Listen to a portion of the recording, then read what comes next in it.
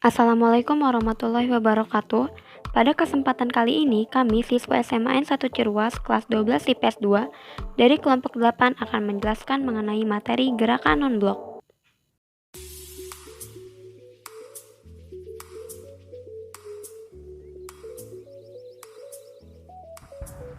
Apa itu gerakan non-blok?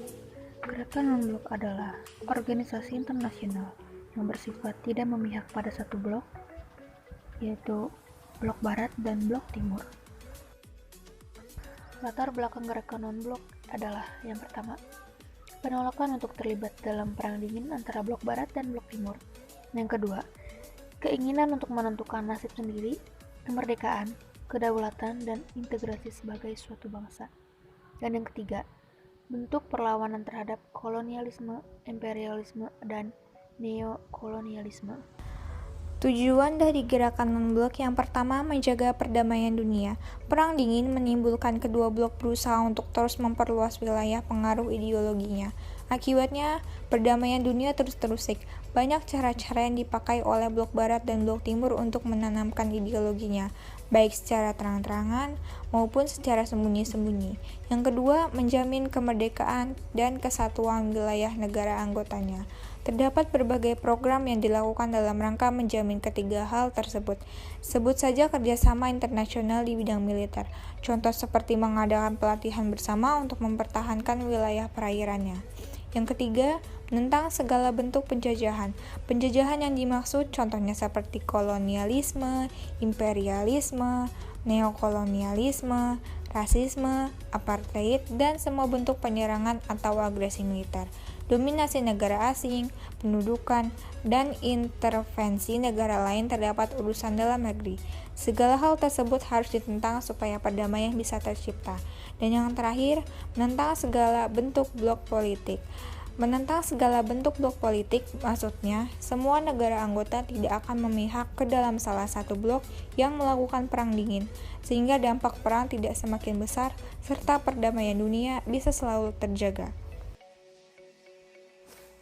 Ada beberapa faktor-faktor yang menyebabkan terbentuknya gerakan non-blok, yaitu yang pertama, munculnya dua buah blok besar yang dimana blok barat dipimpin oleh Amerika Serikat dan blok timur dipimpin oleh Uni Soviet untuk menjadi negara paling berpengaruh di dunia.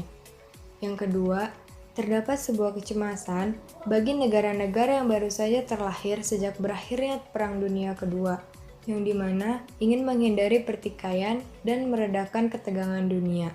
Yang ketiga, terjadinya sebuah perjanjian dokumen Brioni yang ditandatangani pada tahun 1956 oleh Presiden Josip Broz Tito dari Yugoslavia, PM Jawaharlal Nehru dari India, Presiden Gamal Abdul Nasir dari Mesir, yang dimana bertujuan untuk mempersatukan negara yang tergabung dalam non-blok.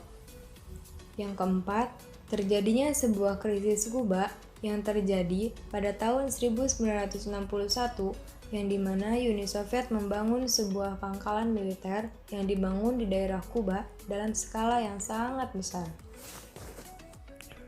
Tokoh-tokoh pendiri gerakan non-blok. Yang pertama ada Soekarno dari Indonesia, yang kedua ada Gamal Abdul Nasir dari Mesir, yang ketiga ada Kwame Nkrumah dari Ghana, yang keempat ada Josip Broz Tito dari Yugoslavia, dan yang kelima ada Jawaharlal Nehru dari India. Peran Indonesia dalam gerakan non-blok. Yang pertama, salah satu prakarsa gerakan non-blok, yang kedua pemimpin gerakan non-blok pada tahun 1991, yang ketiga penyelenggara KTT 10 gerakan non-blok, yang keempat memecahkan masalah-masalah dunia berdasar pada asas keadilan. Nah, itu dia materi yang dapat kita sampaikan, kurang lebihnya mohon dimaafkan dan sampai jumpa.